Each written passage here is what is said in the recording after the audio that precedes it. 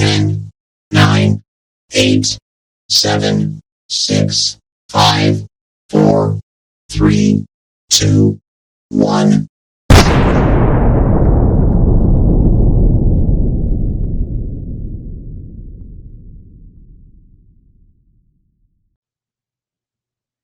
PewPewNationTV, welcome back, guys. How's it going? It's been a good bit, hasn't it? Today, I'm bringing to you another review.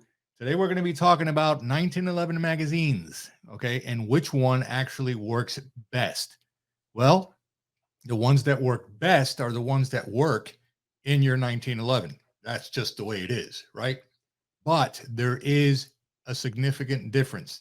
So today, we're going to go over to the bench and I'm going to be showing you the differences between a very, very, very good quality magazine and one that comes from the factory that's not all that good, in my opinion. Okay.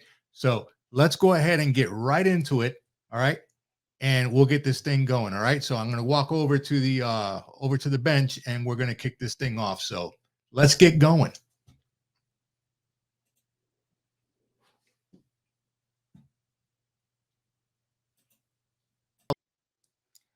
All right, so here we go. We're back. We're over here at the bench, as you can see. Today, something really, really important. I had a good friend that sent me an email, and he was really, really amazed on this little guy that's right here. All right, my custom 1911. You guys have seen it before. Before we continue, no magazine. Chamber is empty, so we are safe. Okay, just for the purposes of practicing safety on our videos, right? Awesome. Anyway, so he's asking me, he says, look, man, I bought myself a 1911, a couple of months ago, and I started using the factory magazine, obviously, because it came with, the pistol, and I experienced some issues with it. So, my first thing was, all right, so have you been to the range with it yet? Yes? Good. How many rounds have you put through it? And he told me, about 50 rounds. Not enough. You got to run at least a minimum of 400 to 500 rounds through that thing just to get that puppy broken in. Okay. You have to do it on 1911s, and you probably have to do it on some other pistols, usually, not all the time. But on these particular ones, you have to. Okay. You got to break them in. The next thing is, he was telling me is, sometimes my magazine, it's stovepipes, I can't eject it proper. I can't eject the round properly. It won't load right. And he just kept on and on and on and on. And I'm like, okay. I said, you know what? I said, I'm going to go ahead and do a video on this. All right. And it's important. It's important. And I'm going to be putting some pictures up explaining the differences between each magazine. Now, today, I'm specifically going to be talking about Checkmate. Checkmate are these babies that are right here. All right. And as my good friend Jamie D over at Defender Custom Guns, check him out, okay, on his Facebook page, Defender Custom Guns. He's the one that turned me on to Checkmate magazines. Why? Well, he's always saying, well, you can go at Wilson Combat magazines, which are excellent. You can use Metgars. I do have a Metgar, but for today's video, I'm not even going to demonstrate it because it's so darn close to these Checkmates, but not 100%. And they work fine for me. For some people, they don't. Some people hate them, actually, because they don't work for their particular, firearm platform. So I can tell you honestly, got an itch in my eye, that these puppies right here, you have your standard 8-rounder, which is this guy right here, okay, in stainless. And then you have your 10-rounder, okay, which is this guy right here, which are amazing. You're going to notice that there is a difference, but you got to know what to look for. So I'm going to show you some pictures I'm going to be putting up here while I'm explaining this, but I'm just going to show you here live on camera. This magazine that's right here is your standard 8-rounder that came from factory with my Garrison, my Springfield Army Garrison. But oddly, for some apparent reason, it doesn't have anything stamped on this thing as to where it was made, who it was made by, The only thing that's stamped on this thing is right here where it says 45 ACP here on the bottom. That's it. All right. Now, I'm going to get a close-up here on camera real quick just to show you what you need to look out for. And then I'm going to be putting up a picture with some arrows. That way you'll get a better idea of what I'm trying to talk about here. Okay, so I'm going to put these here side by side, and I'm going to get a close-up on the camera. And I want you to focus, okay, on this guy right here, which is the stainless one, and then the black one over here. All right, but take a really, really good look. Sorry if this comes out kind of crappy. All right, you're going to notice where I want to point is this area right here, and the picture will show it off a little better. Focus on the leading edge that you have right here. Okay, right here on this edge, over here on the black one, on this edge right here. The picture will do better justice than this will. All right, there is a difference. There is a difference. Okay, the stainless steel one, the Checkmate one, these leading edges that are right here along this side, okay, are flared. They're flared out. This one right here along the leading edges are not flared. And I can tell that this side right here, the right side, has a lot more closer tolerance, okay, on the plunger than this side does. And you're going to notice on some pictures also, I'm going to show this, where I actually have a dummy round that I put in here, which you can obviously see the difference. This will make a significant difference on how you feed your round, okay, into the chamber. It will. All right. Some of these pictures, one picture that I'm going to put up here, and you're going to notice right away, you're going to see a little green haze. Okay. It looks like something like neon colored. All right. In the picture. That is actually the brightness that is coming off of the feed ramp. Okay. Which is there. Yeah, let me see if I can get a better shot. There you go. Right there. You'll see that little shiny thing that's right on the inside. Okay. That is the feed ramp. What that does is it'll take your round, and it'll actually, when your round comes up in the magazine, it'll hit that feed ramp, and it is what it is, a feed ramp, and it will go up like this, and it will allow the round to go into the barrel. Okay. The problem is with this magazine right here, it has to do that motion. All right. It has to travel that way. It has to hit that. It comes up, right? It will go up the feed ramp into the barrel, and you're good to go. We hope. Sometimes that doesn't always happen. Sometimes that sucker will go up and it'll jam right there, and it's what we call a stovepipe.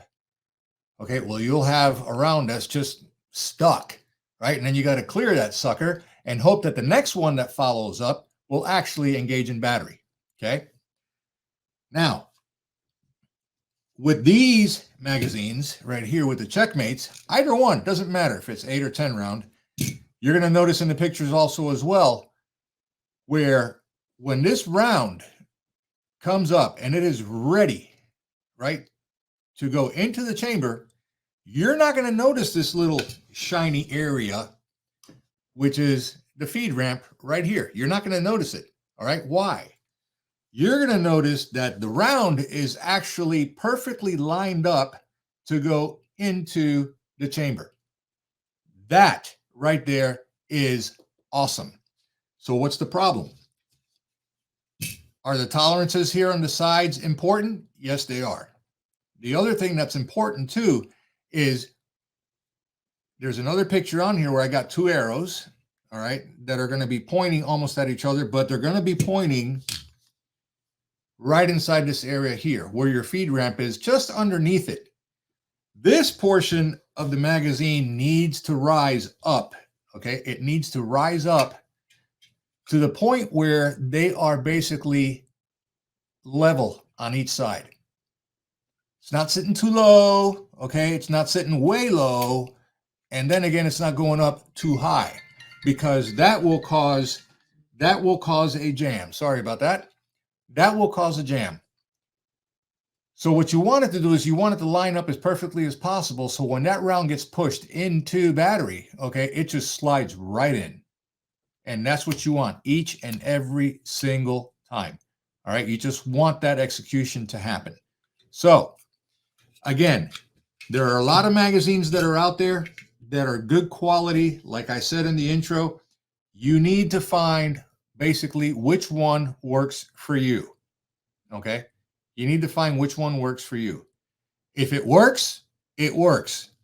Keep using it, keep running it.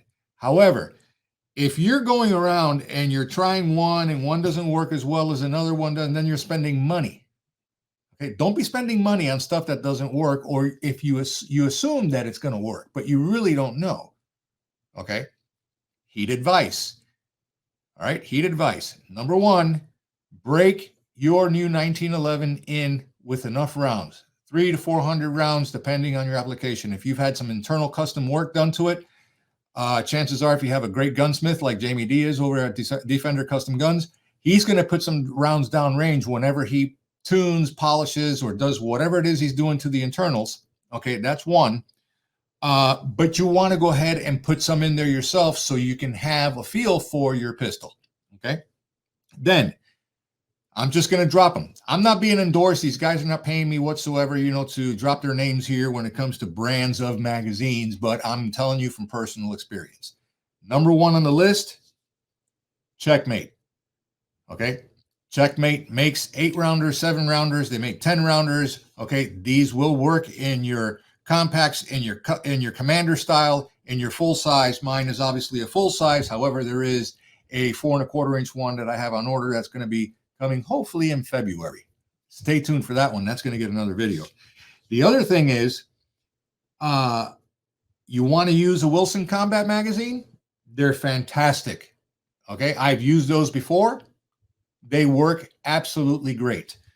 Another one is Metgar. You can use Metgars. Metgar is a good magazine also as well. I have nothing against them. Okay. At all. Some people don't like them, like I said earlier. Okay. Some do. It all depends on what works for you. Anything that is a knockoff, that is cheap or something like that, it's not made by a reputable company, I would shy away from. I just will. Why? One of the other things that people don't like about 1911s is just that. Again, hate to keep beating a dead horse. All right? Failure to feed, failure to eject. Failure to eject, another pointer I'm going to give you here. Make sure on your 1911 that you have a very, very good quality extractor, and make sure that it is tuned. Okay, you're going to have to seek out the services of a gunsmith to tune your extractor just right, unless you are good at, at smithing, if you will. Okay, and you can do that yourself, but just make sure that that's one component that is very, very important, that that's going to give you an added sense of security. Okay, it's critical. All right, that's two. So magazines, extractor, you can go a whole lot of different rabbit holes when it comes to getting these things just right, but out of the box, for somebody that is a beginner, that is new, break them in. Number one. Number two, make sure you have a very, very good extractor and it's tuned properly. Number three, and highly important above anything else, don't cheap out on magazines. Do not. Make sure that you have a very good quality magazine. Are these things expensive? They can be. Okay. You can go to Checkmate, magazines.com. I'll leave descriptions in the link down below, where you can actually look at these guys if you're interested in picking up some good quality magazines. And let's see. I dropped somewhere between, it depends on how many rounds. These will run you around $40 each at the time that I purchased. The 8-rounders and the 7-rounders are actually a little cheaper. They're a lot less. They're like in the 20s, low 20s, maybe mid 20s or something like that. But I would go ahead and check them out. And just make sure that you practice. Make sure that you put enough rounds, down range on your new pistol. And I'm telling you, they're fantastic, but they got to run right. They got to run right. And when you get these things broken in properly with good, solid quality equipment that you add onto it, I'm telling you, you can't beat these things. I absolutely love this. So I hope you got value out of this. And if you did, do me a favor. Please smash that like button. Okay. Share with your friends who are into 1911s or would just like to learn if they're getting their feet wet, if you will, and want to know more about, the do's and the don'ts of these pistols. Share it. Share the video. Most importantly than all, that little activation bell that you see there at the bottom, go ahead and click on that and activate it. Okay. And set it to all. So that way, anytime I do another review and something fresh comes out, you'll get a notification and you can get turned on to some really, really good stuff. Follow me on my Instagram, PewPewNationTV.com. You can also hit me on Patreon. We've got a Patreon happening. We've got Buy Me a Coffee. Facebook page, obviously, is PewPewNationTV. You guys know because you guys have seen my videos before. Podcast, I'm on Spotify. You can also find me on Buzzsprout also as well. I'm going to be dropping a new podcast radio show here coming up soon with some good information. Freedom Fridays will be back, all right, soon. This is like my end of year 2022 video that I'm putting up here right now for you guys. So I hope you guys have a very, very Merry Christmas. I hope you have a very, very safe and prosperous New Year 2023. Again, thank you guys for tuning in today. This was really a lot of fun to do for me, and hopefully a lot of fun for you guys also as well.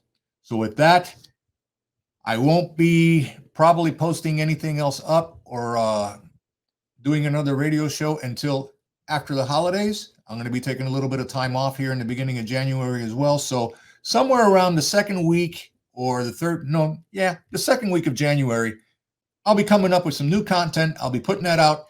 Follow me on Discord also as well. Okay, you can find me on Discord. And we can chit chat. If you guys got questions, leave comments in the link down below. Let me know what your thoughts are about the video. If there is something else that you would like to see.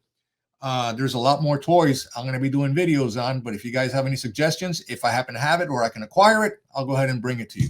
So with that, thanks for being here today, guys.